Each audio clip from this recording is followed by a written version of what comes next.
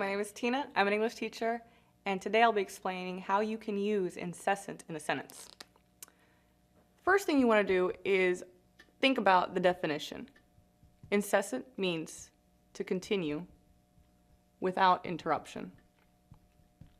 It is also important to note that incessant is an adjective, and adjectives always modify nouns.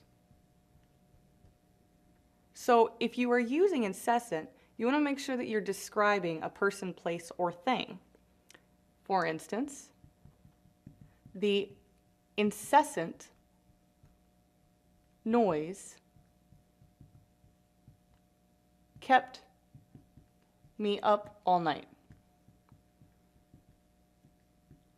See here that the adjective incessant is describing a noun like noise, which is a person, place, or thing.